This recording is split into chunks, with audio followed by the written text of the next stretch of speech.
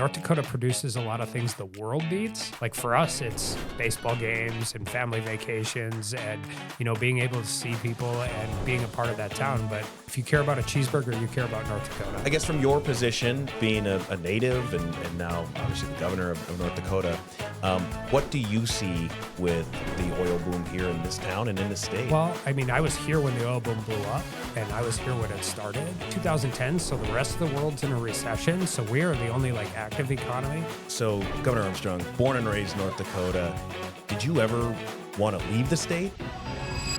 So, Governor Armstrong, born and raised North Dakota, did you ever want to leave the state? I know you did end up leaving the state for a little bit, but did you ever want to leave the state? Like a lot of kids have that, hey, I want to leave, I want to get out, I want to experience. Did you ever have that? No, so I was one of there's a lot of people that say that hated high school. If I could go back and live my junior and senior year of high school all over again, I'd do it on repeat the rest of my life. We grew up just south of Watford and Dickinson, chased mule deer and antelope and whitetails around the Badlands with a stick and a string, bow hunting, and taking afternoons off to go shoot roosters and driving around on gravel roads with your friends, getting in trouble. It's just everything about Western. Even when I went to school in Grand Forks, I came home every summer to coach the American Legion baseball team. So I'm a Western North Dakota kid, born and raised, and I never really wanted to leave here. Did you play baseball? I was a very terrible baseball player. I was a really good coach. I was a better fundraiser. What position did you play? Bench, mostly. Is that right? My senior year of high school, both my younger brothers made the team, and my coach was smart enough not to cut the senior when you keep the two underclassmen. Yeah. So you get it, though. You get, our mission here with my town is to break down the popular misconceptions with the rural lifestyle.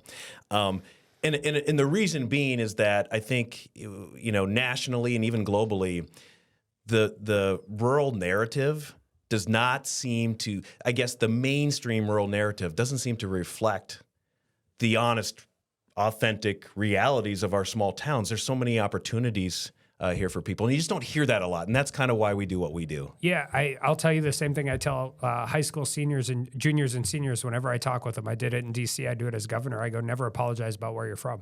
Yeah. I could take a kid from Washington, D.C., or I could take a kid from Watford City and give them $2,000 and tell them I'll pick them up in a month. They'll find a place to live in Washington, D.C. They'll figure out that 7-Eleven hot dogs are pretty good. Smithsonian's are free. You take a kid from inner city D.C. and drop them down at the gas station in Watford City. If somebody doesn't pick them up, they'll still be standing there a month later. You learn a lot of skills in a small town that are incredibly valuable to a future employer, to a future community, to a future. If you want to be anonymous, move to a big city. If you want to participate in your community, small town North Dakota is where it's at. Well, I love that point because I grew up in a small town too, in Minnesota, a town of 2,500 people, but I got to experience everything. From even involved in high school, 3 different sports and National Honor Society, band. You got to experience it all. Now, I was better at some things than others, but I think that those are experiences that really prepare one for life. Yeah, but if you're in a high school of 5,000 people, they have 12 kids on the basketball team. Your chances of making the basketball team are pretty minuscule. Here you get to do it. If you can't, if you're bored in a small town, it's because you're not trying hard enough to find something fun to do. And most of it's fun. Right. Yeah. So you think about your experience growing up here in North Dakota, and it really helped prepare you for what was to come, which did you anticipate going into politics at any point, or did it just kind of come your way? No, actually, when I graduated from law school, I spent the first month after law school in Watford City. I was staying at the Roosevelt Inn. I was running title for a guy who ran the Sydney, Montana Abstract Company, and my life took a change, I think the same way a lot of people does. I met a girl, fell in love, got married, and ended up moving back out west and doing criminal defense, and kind of stumbled into politics by accident. Yeah, you're a UND guy. Yeah. And then, state senate? I was in the state senate in 2012, and then I ran for Congress in 2018 and ran for governor in 2024. So you're in U.S. Congress. You're spending a lot of time in Washington, D.C. Then what was that like, you small town North Dakota, being out there? Well, I think that's I went to D.C. because I had to, but you're there. 3 weeks a month at least, and you're doing it. But just a perfect example. I lived in an apartment building with 33 other units. I didn't know anybody who lived there. Yeah. I didn't know a single person. Now, granted, you're running back and forth to the office. I had 2 kids back going to school back here, so you're trying to get home. But it's just the perfect example of the difference between living. I mean, you can live in a city with 1 million people and not really know anybody. You live in a town of 2,500 people, you know everybody. There's a value in that too. Yeah, and the value isn't even in, where you have a job or how you do it. The value is if somebody gets sick, their neighbors combine their fields.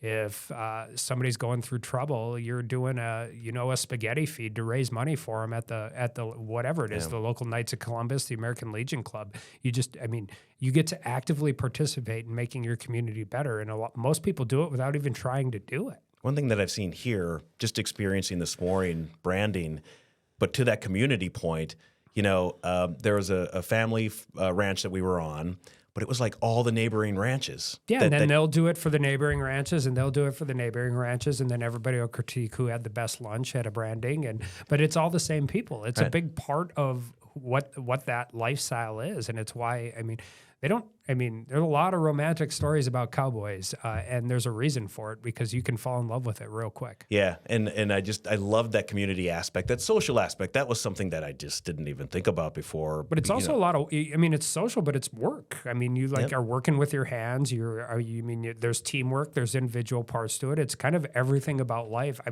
like about what you want to have out of your friends and neighbors too. Yeah. So our mission is really based in terms of rural advocacy, and it's not to say that rural towns are better than big cities. We don't like to say that. We never say one is better than the other. However, there are just a lot of I would say people who are living in urban cities, urban settings who just haven't maybe experienced a small town, and they have this misconception of what it's like to live there. And that's really what we are trying to do, is just put the spotlight. But oftentimes we hear about this rural versus urban divide. I don't know if that's anything that you've heard about or experienced or anything. Well, you see it a lot in Washington, right? I always tell people, like, North Dakota produces a lot of things the world needs. Like for us, it's baseball games and family vacations and, being able to see people and being a part of that town. But if you care about a cheeseburger, you care about North Dakota. If you care about filling up your car without taking out a second mortgage on your house, you care about North Dakota. If you care about a loaf of bread, you care about North Dakota. And if you care about, when it's 35 below, turning the heat on and it comes on, you care about North Dakota. We produce a lot of things that people in New York or Washington or San Francisco or LA need, and we should be proud of that. But at the same time, my biggest thing in DC was it wasn't even partisan. It was a lot of decisions that are made that affect small town way of life are made by people who've never had dirt under their fingernails a day in their life. Go out and experience it. See what it's like, learn from the people there. And I think there's been sort of a breakdown of communication, and we could go on and on about, the ways that we communicate even as people and how that's changed in terms of text communication. And we see a lot of our information is in bits and pieces now, and that that can kind of reframe our mindset too. But, I look at doing a lot of the work that we do in rural towns and rural states too. And I would consider, Fargo's big, but North Dakota in general is considered probably a rural state. Oh, for sure. But we're also connected, right? Like it's very different than Wyoming or Montana. North Dakota, if you look at a map, it's a rectangle inside of a rectangle, right? It's based on rivers and railroads and highways. You're not that far away from a town in most places in North Dakota, but it's the definition. You said 2,500. I grew up in a town of 16,000. We're talking towns of 200 people, 58 people. But there's just a connectivity to that when you live off the land and you deal with, what most people call the climate crisis. We call Tuesday. Yeah. Well, and I think what I was trying to get at with that too is that I think a lot of people who are in smaller towns or even less populated states that kind of feel like the outside world is judging them, and or they maybe don't have a voice. Yeah, and we all have Netflix. We all have, we watch TV. We get the same type of information. When I was in DC, that was actually one of the first thing I usually hear from somebody when I told them I was from North Dakota is, "Oh, that's one of the few states I've never been to," which is, accurate. There's a reason in Fargo we sell "Save the Best for Last" T-shirts at the visitor center. But I'll just use agriculture as an example. People who live in urban areas think agriculture, they think coveralls, piece of straw in your Yeah. mouth, like the actual red neck on the back of your neck. Our egg producers are some of the most sophisticated business people on the planet. I call some of my friends and they're combining and they're watching Netflix, right? But I mean, that they have to make a living. I mean, margins are, inputs go up, margins are smaller. I mean, some of the most sophisticated business people you'll ever meet are in the agriculture industry. And that's a really fun thing to do when you're the only rep from North Dakota and DC, Yeah. is just to prove people's misconceptions wrong about the place you love so much. Right. I mean, and they don't know. Most people don't understand how much science goes into it. Okay, so you're leading me to a good topic that I did want to bring up with you, and you may have already answered this, but I'll ask it again. Is you being out east now and being able to have these perspectives and then come back and lead your state, what would you say is the biggest misconception about the state of North Dakota? They think it's cold all the time. Like the biggest misconception I have recognized in North Dakota is they think it's like 20 below in July. I always try to explain to people, we have summer and winter. We don't have as much spring and as much fall as we would like. But really, people just think of North Dakota and they think that it is exceptionally cold all the time. And when you bring them out here and enjoy the summer and, go to Teddy Roosevelt National Park or do some of that stuff. The other one is they think it really, truly, they think every town is 58 people. They don't understand a Bismarck or a Watford or a Williston, and they think it's perfectly flat. Yeah. One other thing that has struck me, and so growing up just east of Fargo and being in Fargo quite a bit. Now, I didn't go western North Dakota as much to experience, but one of the things that has struck me about North Dakota is there feels like there's this independent spirit here.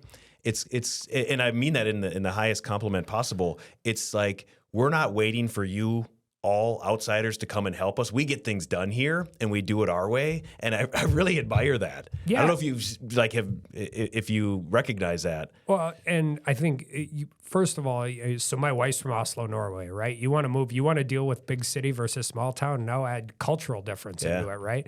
But if you think about the people who first settled North Dakota and came out here, and a lot of them were Norwegian and Scandinavian, and they came from. They understood snow and cold a little bit, but you walk out onto the prairie, and all of a sudden you've got a 45-mile-an-hour wind from the northwest. That essentially there's one tree between you and the Arctic Circle that blocks it. You learn a sense of resilience pretty quickly, right?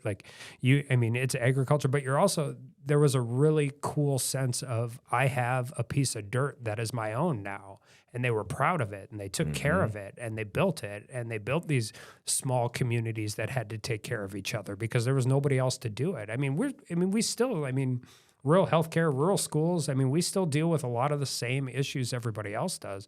But think about it 180, 200 years ago when, if you didn't help each other, nobody was going to help you. And that's never really left this place. Well, and one thing that struck me about North Dakota, but also specifically here in Watford, is that there's a lot of cooperation that happens here.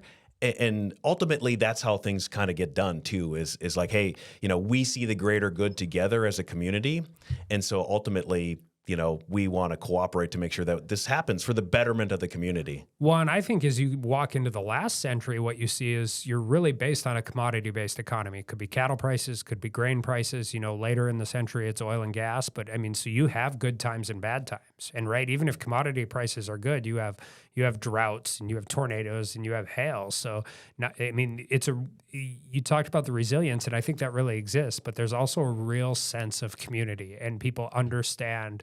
A lot of times you can do everything right and still not succeed for a season of farming. And it's completely outside of your control. Mm-hmm. And so the only way you survive those things is if you have each other's back. And everybody says where they're from is special, but I think that's really what's special about North Dakota. Well, okay, let's look at Watford specifically here. Now, you've been here, obviously you've been here your whole life, but been here today.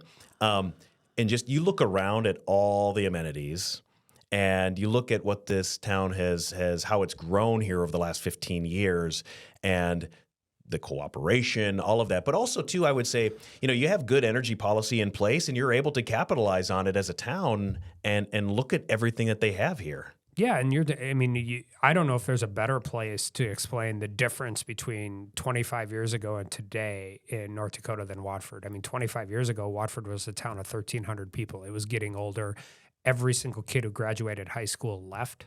There were no jobs. There were no opportunities. There was nothing to do. I mean, the cattle market was terrible. Commodities were in the tank. Nobody was drilling for oil within 150 miles of here. So there was just, I mean, if you didn't want to go back and work on the farm or the ranch, you had no options. You had to leave. Now, every single kid who graduates from high school in Watford City can build a heck of a career here. Yeah. And they can start, I mean, almost immediately. I mean, the job opportunities, and you don't have to live in an 800 square foot apartment because that's all you can afford. Yeah. Like you can have a yard and a dog and go fishing and go hunting and see your parents and your grandparents. And oh, by the way, have a starting job and a career that puts you on track ahead of just about anywhere else in the country. I want to ask you about drilling and oil specifically, because I think, you even say it like that, and some people from the outside who haven't been here, they go, wait, I feel like that's a controversial topic or whatever. I guess from your position, being a native and now obviously the governor of North Dakota, what do you see with the oil boom here in this town and in the state? Well, I mean, I was here when the oil boom blew up, and I was here when it started. And also, you got to remember, it's about 2010, so the rest of the world's in a recession. So we are the only active economy. And whenever something like that happens, doesn't matter if it's a gold rush, doesn't matter what it is. When you have that kind of massive growth, you have a lot of structural challenges. But I would always say then, I would rather have the challenges we had in Western North Dakota than the massive worldwide recession that was going on everywhere else. But Watford's not in a boom anymore. Watford's a town. I think one of the things when you live in those communities like that, you're always waiting for the shoe to drop, right? You're waiting for cattle prices to tank, or you're waiting for oil prices to tank, or you're waiting for commodity prices to tank. And we're basically on a 20-year run here where Watford is what Watford is now. It's a place where you come. It's a place where you can be in the consulting side of an oil company. You can be an accountant. You can be a teacher. You can be a doctor. You can be a nurse. And you can plot out not just a comfortable life, but a really exceptional life for you and your spouse and your kids. And what a great thing to do. Yeah, and this town fuels the world. Yeah. This town also feeds the world, and there's such a history here with agriculture and even going back to the Stockmen's Association as well. Yeah, I mean, the difference, I think you're talking Fargo in the eastern part of the state. I mean, that's really an ag-centric part of North Dakota. I mean, the Red River Valley has some of the best dirt that exists anywhere on the planet. Still a cowboy town out here. I mean, there's a cowboy lifestyle, even the farmers, but cattle ranching's a thing. And people are wearing cowboy hats because they wear cowboy hats, not because they're trying to dress up like a cowboy. And it's a part of our lifestyle, and it's part of, it's part of the culture. The Badlands are called the Badlands for a reason. I mean, it's rough country.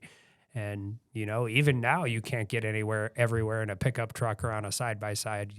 Horses have utility here. They're not just part of, a bygone era. Yeah, and I think another thing that Watford has been an innovator on, which is a number of things, but I look at not only the school and the building, but also the way that they are preparing kids who may not want to go to that 4-year school afterwards, but get the training that they want to be able to get the job, but also they can stay here. Yeah. And I mean, we did it today. We went and toured the CTE school, and you got these 17-year-old juniors in high school that are interning with a company this summer, doing electric, doing carpentry, doing, those types of things that everybody knows we need more of. And more importantly, I'm a psych major and a law student. Nobody likes book learning more than I do. But you can get out of that kind of education and build yourself your own private business, your own small business. You can own it, and you can do all of those things and not get saddled with 4 years of higher education, terrible student debt. No, we want people to be doctors and lawyers and nurses and accountants. We need all of those things. But there are a whole lot of kids that can come out of Western North Dakota that can make a heck of a life for themselves. Basically starting when they graduate high school. Yeah, one thing that North Dakota, I think, does a really great job of is, and I would say historically, this is probably not a strong point for us in the upper Midwest, is we're humble people. Yep. We work hard. We don't want to raise our hand and say hey, it's pretty great here. But I would say you guys are doing a better job of that, of raising your hand and saying hey, we know that everybody out there is looking for quality of life. why don't you try it here? Yeah, and you can come out here and for a reasonable price, you can buy a nice house, have a nice yard, and you can have a great job. And so go back to my wife. I lived in Oslo, Norway for 9 months while she was finishing her last year of law school. Can you speak Norwegian a little I bit? speak 7-Eleven Norwegian. Yeah, okay. I could order a hot dog yeah. in Norwegian. But one of the things you learn really quickly when you have 2 little kids at home, you're not going to a lot of Broadway plays. You're not spending a lot of time going to 5-star restaurants. A lot of things. I mean, I like cities. I wouldn't want to live in one permanently, but I like them. But when you can, when you know the person you're dropping your kid off at daycare with, when you can become friends with all the other parents on a youth baseball team, when your kids have an opportunity to participate in that stuff and learn those things. I mean, there's a lot of things that are offered to people in their early 20s and in their single life in a city that are great. But I'm just telling you, once you have 2 little kids, I'm the governor of North Dakota. I have 2 teenagers. You know what? My side hustle is the same as everybody else with teenagers. We're running to baseball practice and science Olympiad and trying to chase 2 teenagers around to whatever they're doing.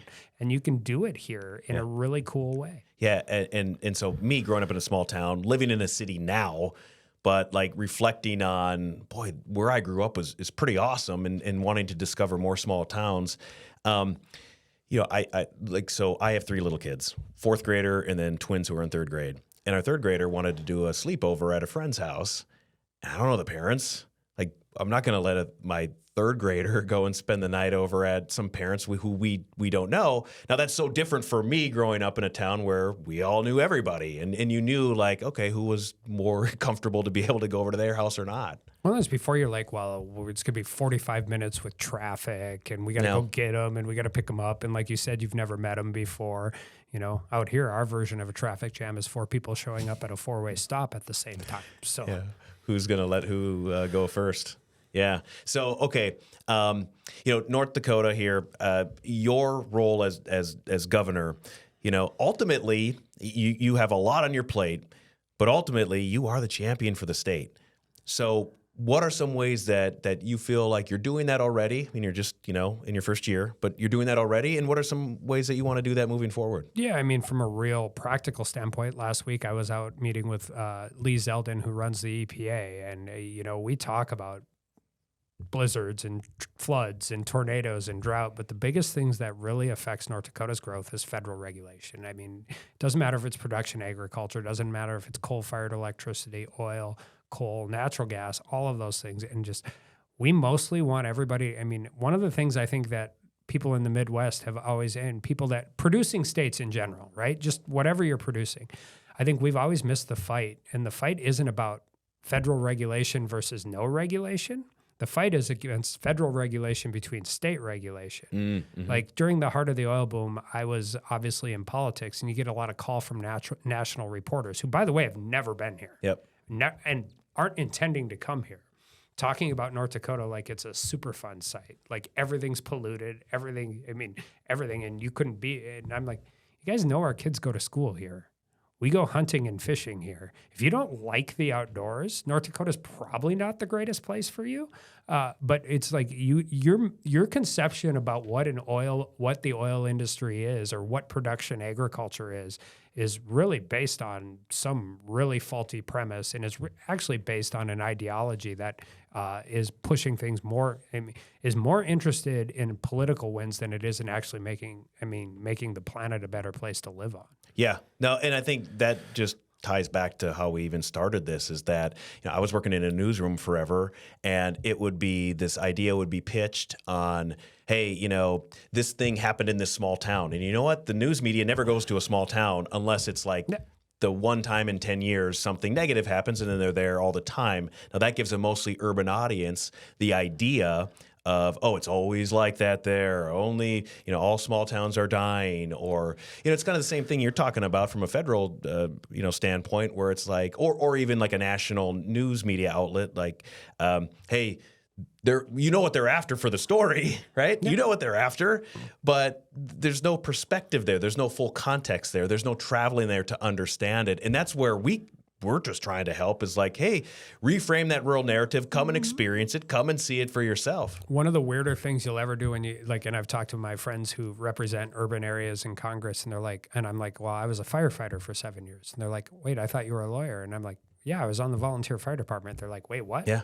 Like lawyers are firefighters? Like, yeah, like we don't have a full-time fire department. Like we have volunteer firefighters. So, and then they're like, so you just went and fight? I'm like, no, we're trained, certified firefighter 1, certified firefighter 2. And that like, and by the way, if I lived in New York and you have the tax base of New York City, you want a full-time fire department. You live in Dickinson or Watford, you can't afford a full-time fire department. So if you, I mean, either you're going to tax everybody out of being able to live comfortably, or everybody's going to pitch in and do that stuff. And it's like, you talk about a very non-political thing that is really hard for somebody who hasn't ever lived out here to understand. But I mean, when there's a grass fire, everybody shows up to put it out. Right. Everybody. Yeah. I would just want to end on the connection, though, because what I do see also in some urban areas too, there's community there too. Like, for sure. Right? I mean, even if you're in a large city with millions of people, you have your own pockets and you have your community, and that's what we want those people to understand. It's the same thing out here. That's what we have out here. Yeah, I mean, my congressional district is the same as when I was in Congress, is the same as everybody's. I just get a whole state to do it, right? As opposed to 3 city blocks. But I think, whoever your leadership is and whatever community you're in, whatever neighborhood you're in, and how you actually bring that inclusivity and approach to some of those things. I mean, some of it's cultural. But you're exactly right. I mean, there are a lot of different places where, I mean, when something happens, people show up. It's just you feel it in more micro levels in larger cities. And here, I feel like the whole state is one big family. Yeah. Governor Kelly Armstrong, 34th governor of North Dakota. You could be anywhere. We appreciate you taking time to join the My Town Pod. Thank you.